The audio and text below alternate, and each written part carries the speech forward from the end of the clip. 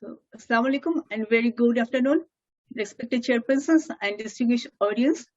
I feel privileged and it's my honor to have this opportunity to present on echocardiographic evaluation of mitral stenosis in front of this august gathering. I will be talking on anatomy consideration of normal mitral valve, etiology of MS, how to assess the valvular area, methods and pitfalls, how to assess the subvalvular changes, determination of severity of MS, step-by-step comprehensive evaluation of MS, indication of stress and exercise, and when to intervene a patient. Normal mitral valve orifice area is about 4 to 6 centimeters square. Symptoms do not usually occur until orifice area less than 1 centimeter square. Etiology of mitral stenosis, acquired and congenital. Rheumatic heart disease is the predominant cause and predominant acquired cause of rheumatic heart disease. I will highlight and elaborate about the rheumatic pathology.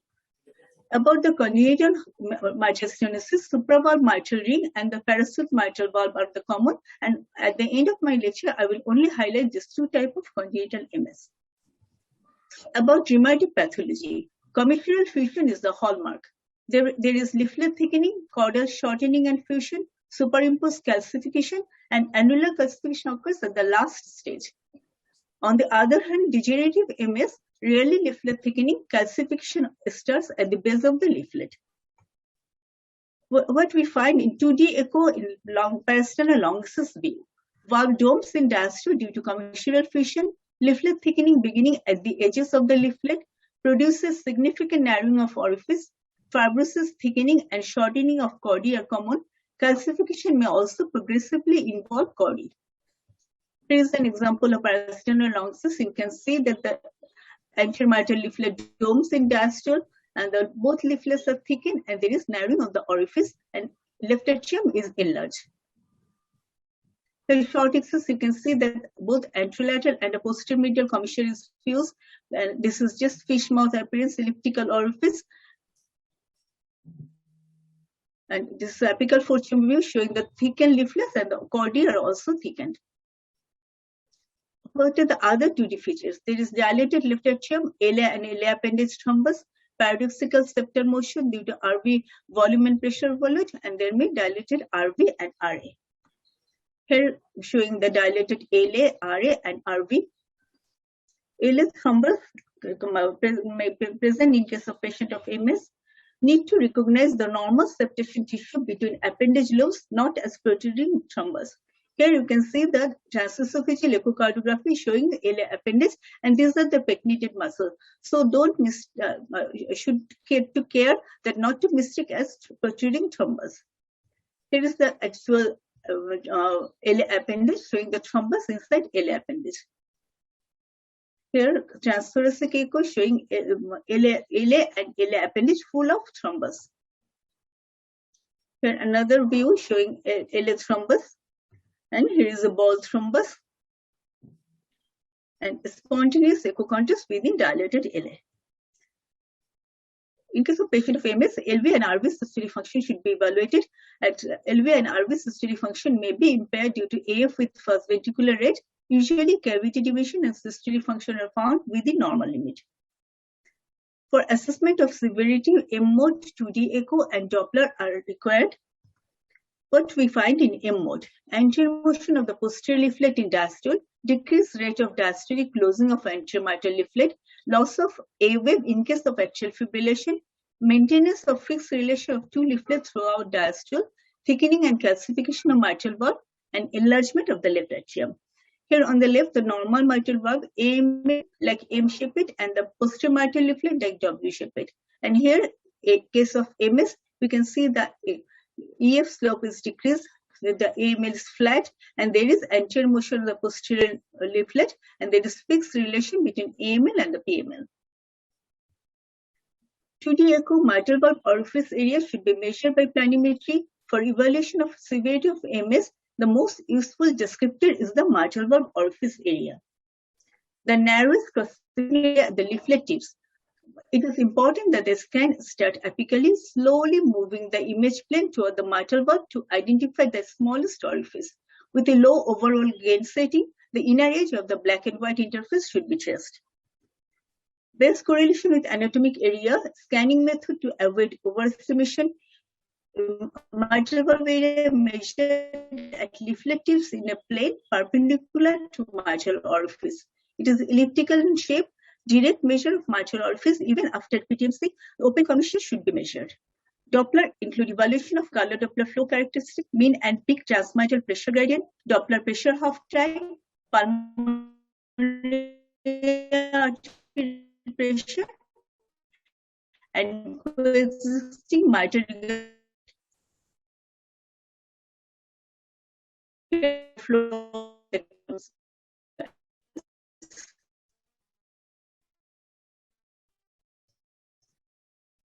Doppler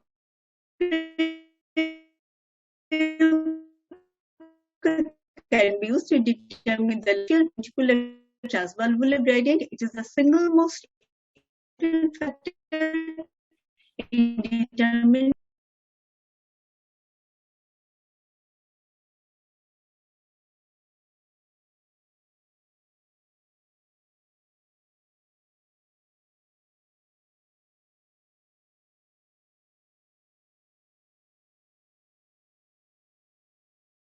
Recording in pressure half progress. time. Pressure half time is defined as the time interval between maximum early diastolic transmittal pressure gradient and the point at which the pressure gradient is half the maximum value. Pressure half time is calculated from deceleration slope. Here you can see that by tracing the deceleration slope, we can get the pressure half time.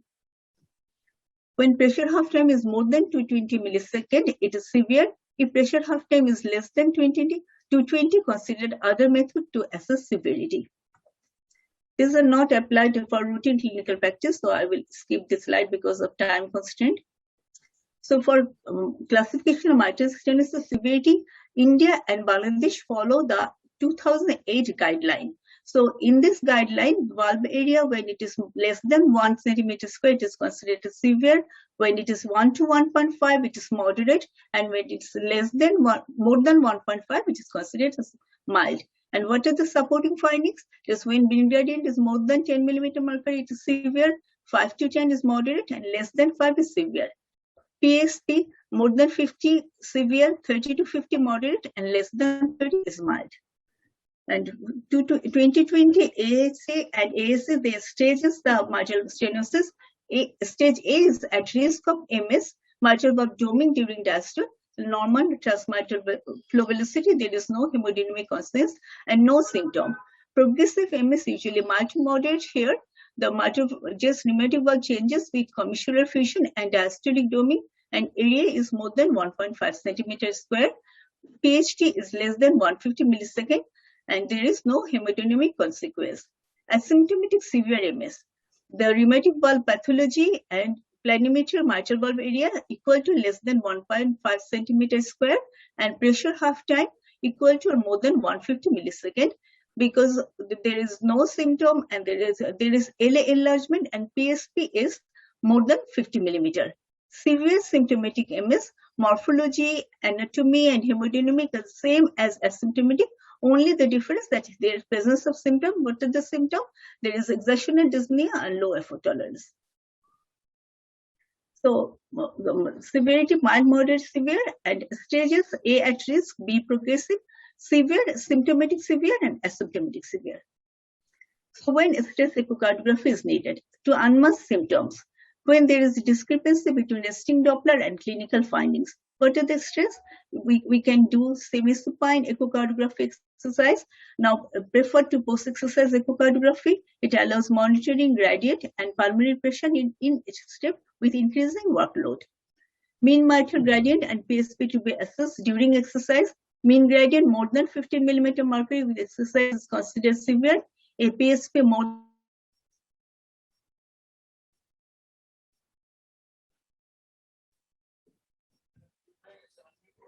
Sir, millimeter mercury with stress you're not audible. severe MS, but it's less physiological. Transesophageal echocardiography is used to exclude ALA or ALA appendage thrombus before PTMC to guide transeptal puncture for positioning of the balloon during PTMC. Associated lesion quantitation of LA enlargement, MR should be assessed. Severity should be assessed because in these cases, MS may be underestimated. When there is error, assessment of MS is not valid, and pulmonary hypertension should be assessed. 3D echo, higher accuracy than 2D echo, detailed information of commissural fusion and subvalvular involvement, MV measurement in calcified and irregular